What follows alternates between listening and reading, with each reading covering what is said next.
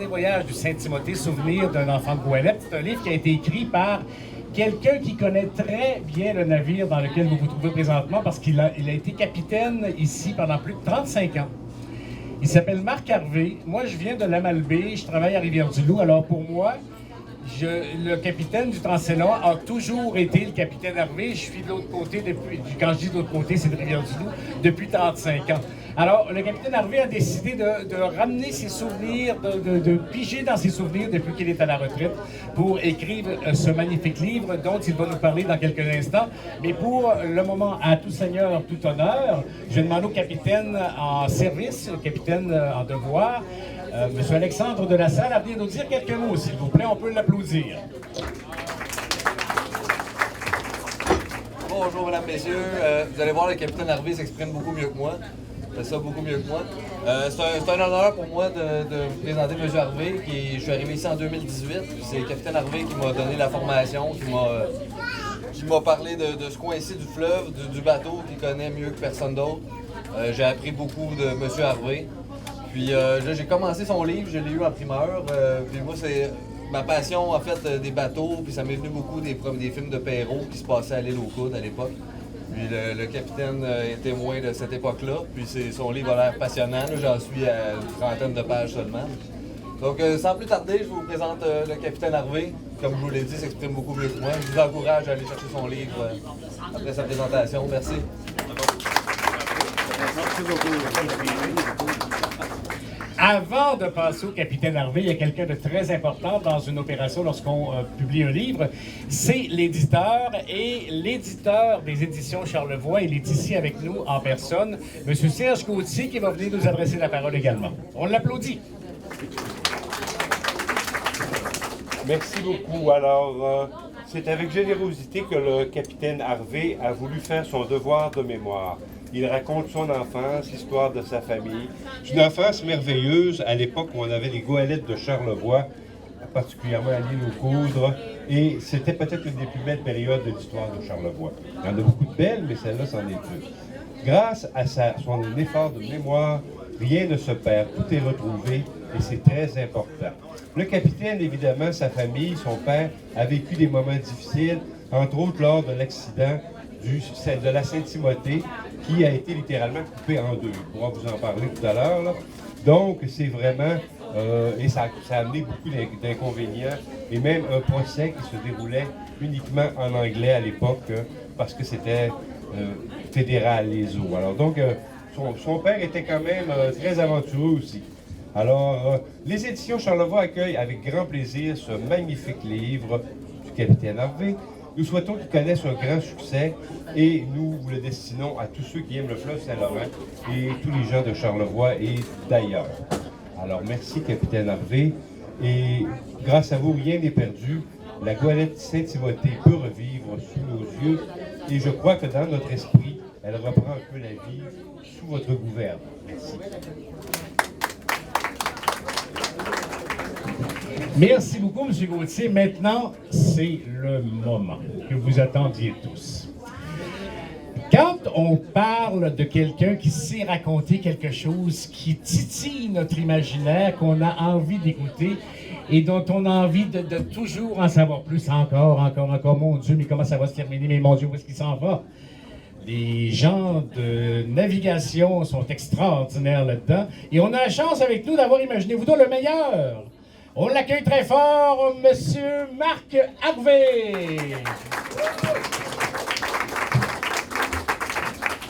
Merci beaucoup, Marc. Tu as mis la barre un peu haut, je crois. Merci à M. Gauthier de la Société d'Histoire d'avoir rendu possible cet ouvrage-là. Comme vous le savez, je suis originaire d'Île aux Coudes. Et puis, au cours des 8 dernières générations, depuis les débuts de l'installation des gens à l'île aux Coudes, il y a toujours eu dans ma famille des navigateurs. Fait que j'ai suivi ce trajet-là moi-même. Et puis, ceci m'a emmené, quand j'étais très jeune, avec mon père, qui est devenu propriétaire de goélettes dans les années 50, à accompagner mon père. À bord des goélettes, quand j'étais très jeune, à bord de sa première goélette qui s'appelait la AGL Transport. À bord de notre deux qu'on a eu pendant 10 ans, presque. Mon père voulait grossir de goélette un peu. Il avait acheté en 58, à la fin de l'année 58, une goélette plus grosse qui s'est appelée Saint-Timothée. Il fondait beaucoup d'espoir dans cette goélette-là. Il avait fait des grosses réparations. Et puis au printemps 1959, il a commencé des opérations de la Saint-Timothée. Il faisait du transport dans ce temps-là, sur la côte du Sud, sur la côte Nord, dans le Saguenay. Le transport maritime par goélette faisait partie de la vie des villages du temps. Tous les villages de la côte Sud, les villages de la côte Nord dépendaient là, du transport des goélettes. Malheureusement, en 1959, j'avais commencé à naviguer moi-même dès la fin des classes. En 1959, au début juillet, le 7 juillet, le Saint-Timothée a chargé un voyage de bois ici à Rivière-du-Loup pour se diriger vers le moulin de papier de Beaupré.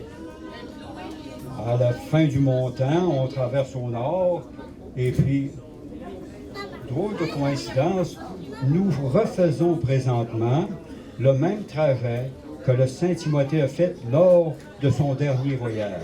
Nous sommes exactement au même endroit, en direction de la Passe des Lauliers, vers la Côte-Nord, vers Charlevoix.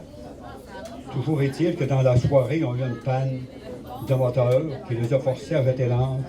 Et puis quelques heures plus tard, il y a un bateau transatlantique qui a dévié de sa course et puis qui est venu le couper en deux. Je vous en dis pas plus. Vous n'aimerez pas lire le livre, là, si je vous en dis trop.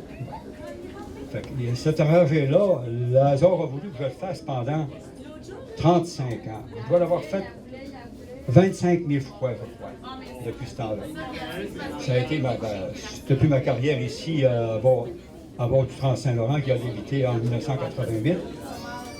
Fait que je raconte aussi l'histoire de la G-Montcalm. L'histoire de la G-Montcalm que mon père a acheté.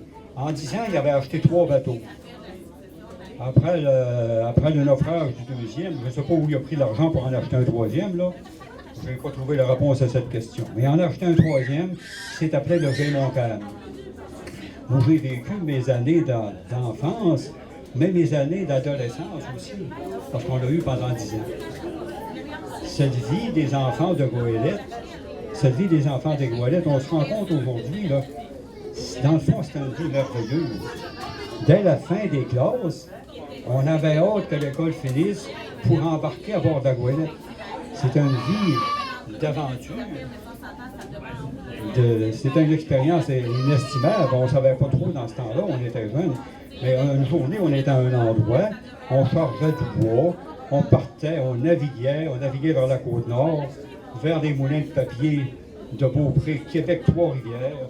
On déchargeait, on reprenait le fleuve, on allait à une place différente. Ça pouvait être Saint-Jean-Port-Joli, ça pouvait être Trois-Pistoles, Saint-Siméon.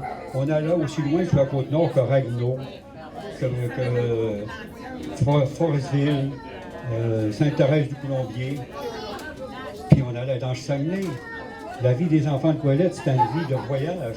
On était des bohèmes. À l'âge de 12 ans, là, on avait vu le Saguenay d'un bout à l'autre. On avait vu Québec, Trois-Rivières, Sorel, Montréal, la rivière Richelieu. On était continuellement sur l'eau, on voyageait continuellement. Au large du Saguenay, dans les années 60, on avait vu des baleines on avait vu tellement de baleines, on ne les regardait même plus. C'était avant l'époque des croisières aux baleines. Avant l'apparition du fort Joson-Prince, comme vous voyez, là, il y avait un bateau fort. J'ai vu le bateau fort en 1960, 61, 62, 63, tant qu'ils n'ont pas construit un tout petit. J'ai commencé très jeune, ça me donne un bon bagage de souvenirs que j'ai aimé mettre sur papier. Et je n'avais pas le droit de partir avec ces souvenirs-là. Pour vous parler d'une façon particulière de cette époque-là,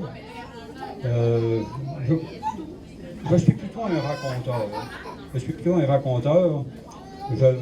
J'ai composé, comme dans le temps qu'on était jeunes, là, à bord des goélettes. Ils nous apprenaient à travailler. Ils nous apprenaient surtout Parce qu'on pouvait être utile au moins. On était jeunes, on pouvait être utile. Quand on est devenu assez vieux, là, ils nous apprenaient à faire de la roue, à tenir la roue, puis à gouverner le bateau. Puis les goélettes, c'était pas juste avec un petit bras, là. Les goélettes, c'était une grande roue qui était dure à tourner. Puis quand on venait assez vieux, ben, on pouvait faire un corps à la roue, on pouvait les remplacer à la roue. Puis des fois, on se retrouvait seul à la roue, parce qu'on en connaissait assez pour faire des bons bouts, tout ça. Puis là, avec la fatigue, il nous prenait comme un endormitoire, qu'on appelle. Fait que là, quand l'endormitoire nous poignait, ben là, c'était de se tenir éveillé, tous les moyens étaient bons. Mon oncle Édouard Perron, il racontait que pour se tenir éveillé sur la rivière de Montréal, quand il partait de Montréal, pour ne pas s'endormir en roue, il se montait un plat d'eau froide, puis quand il s'endormait trop, il s'envidait sur la tête, il se frottait à la face, il n'y a rien qu'il ne faisait pas pour ne pas s'endormir. Combattre le sommeil quand c'est très déplaisant. Il y en a qui fumaient. Ils fumaient comme des trous, ils n'arrêtaient pas une cigarette après l'autre pour se tenir éveillé dans la fatigue. Il y en a qui chantaient des chansons populaires, des chansons d'époque. Ben, il y en a d'autres qui inventaient des chansons. Quand on se retrouvait tout seul dans la timonerie, on ne savait pas chanter, on chantait mal, on faussait. On inventait des airs, on inventait des paroles. C'était mon cas. Je sifflais, je m'inventais. En attendant que mon père vienne me remplacer, il ne fallait pas que je m'endorme. J'aurais mangé une maudite volée.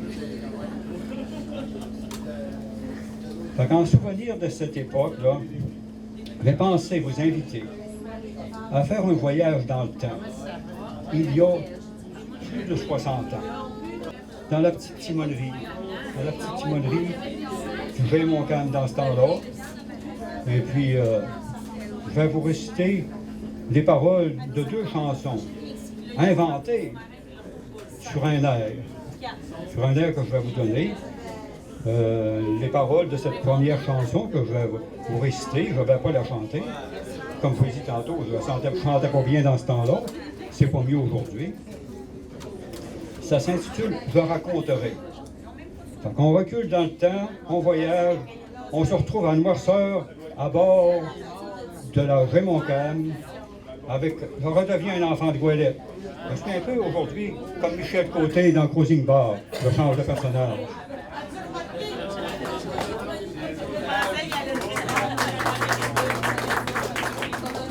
Il faudrait que j'enlève mes galons.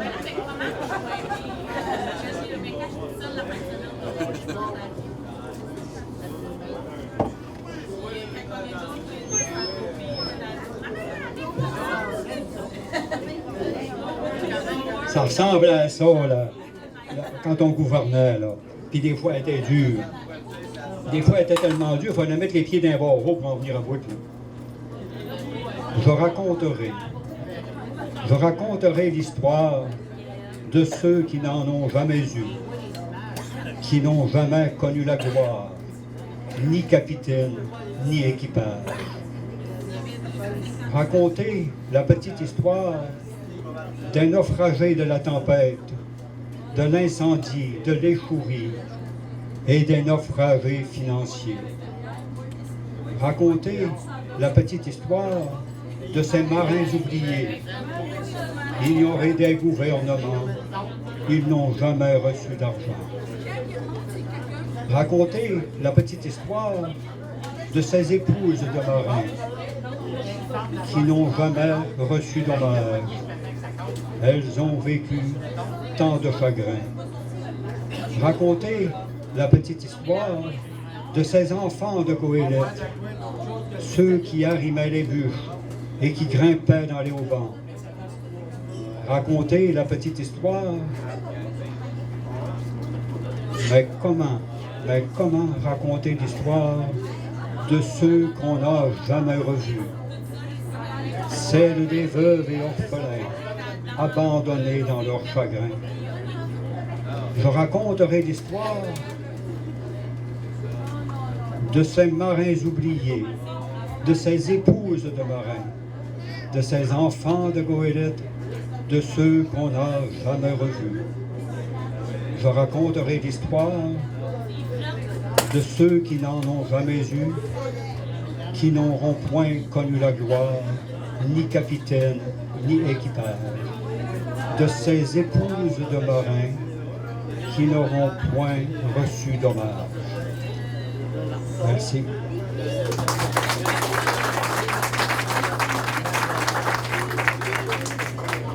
Fait que celle-là, je la chante habituellement. J'ai oublié de vous le dire au début, je la chante parce que je la chante tout seul quand je suis dans une vraie timonerie seule. Je la chante sur un air sur l'air de la musique de la belle chanson de Luce Dufault et de Daniel Massia, La main gauche. Je t'écris de ma main gauche. Si je le disais, là, je raconterai l'histoire de ceux qui n'en ont jamais eu, qui n'ont jamais connu la gloire, ni capitaine, ni équipage. C'est juste pour vous donner une idée. On continue notre voyage, là. On fait un autre corps à la roue. En 1960, à bord d'Hervé Montcalm, il fait le noir comme sur le diable.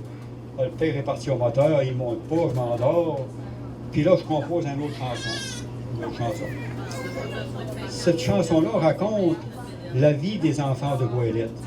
Vous en avez parlé tantôt. J'ai écrit des paroles à ce sujet-là. C'est sur un air de musique, je l'ai composé sur un air de musique de Félix Leclerc. Celle-là, vous la connaissez, Le Petit Bonheur. C'est composé sur la musique de Petit Bonheur. Enfant de Goélette. Si on prend l'air de Félix, ça commencerait comme ça, là. Sur la côte du sud, un matin de juillet, le brouillard se dissipe, un bateau apparaît. Un moteur qui ronronne et des voix qui murmurent. Un gamin qui s'élance dans une échelle humide et grimpe sur le quai, cheveux ébouriffés. Petit bateau de bois, coquille de noix, petit marin du Nord, enfant de Goélette, qui grimpait sur le quai, cheveux ébouriffés. Ils arrimaient les bûches, aussi bien que les grands, grimpaient dans les haubans et couraient sur les quais, répondaient aux passants avec un bel accent, parce qu'ils venaient d'une île qu'on ne connaissait pas, qui se trouvait là-bas, camouflée dans la montagne du Nord. Petit bateau de bois, coquille de noix, petit marin du Nord, enfant de Goélette, répondait aux passants avec un bel accent. Il arrivait parfois que les bateaux de bois passent la nuit à quai, attendant la marée. Alors à la veillée, on sortait la guitare pour attirer au quai les filles du village. Dans une promenade, à l'ombre de la tour, effleurait un baiser avant d'aller dormir. Petit bateau de bois, coquille de noix, petit marin du Nord, enfant de Goélette, effleurait un baiser avant d'aller dormir.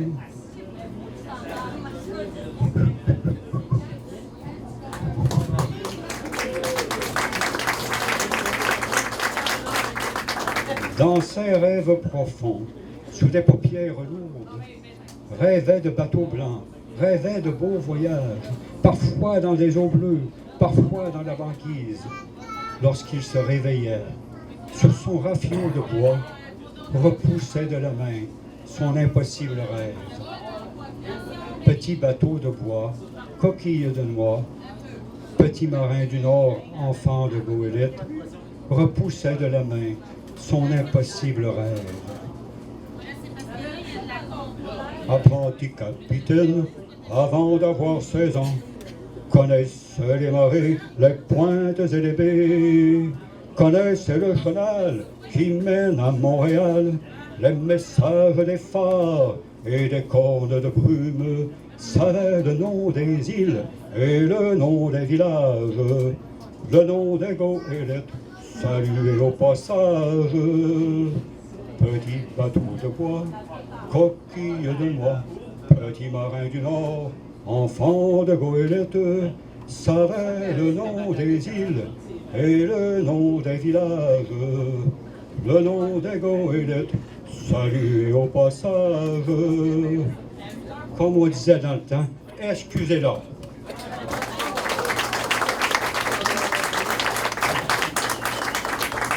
Vous savez, il y a un règlement, il y a une tradition à bord des bateaux. Ce qui se passe à bord, reste à bord. N'allez pas jamais compter ça, là.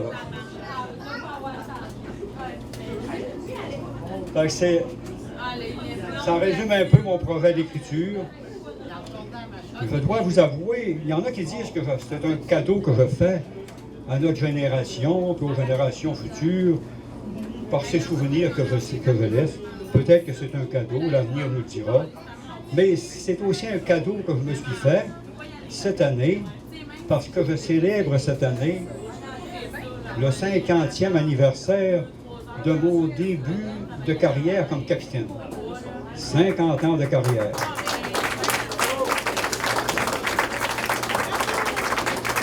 Mais ça, je ne la raconterai pas toute. Je ne pense pas d'avoir cette patience-là. J'en profite pour vous remercier de m'avoir écouté. Merci d'être à bord de mon bateau, de mon ancien bateau, que j'ai confié il y a quelques années à mes remplaçants. Mais ils ont des familles, ces jeunes-là, puis ils ont besoin des vieux pour les remplacer. Je suis comme un peu leur père ou leur grand-père, là. Enfin, je les remplace les fins de semaine, des fois. Merci beaucoup.